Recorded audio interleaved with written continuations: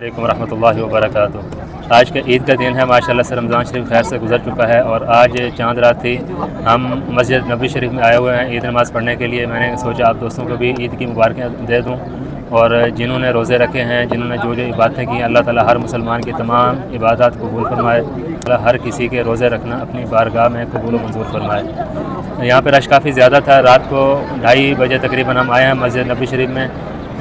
رش کی وجہ سے اتنی عوام تھی ماشاءاللہ سے، راستہ سارا بند کر دیا گیا تھا حرم شریف کے باہر کا، اور جنت البقیع کی طرف سے چلنا شروع ہوئے ہیں، گھومتے ہوئے بار بار سے راستہ نکلتے ہوئے۔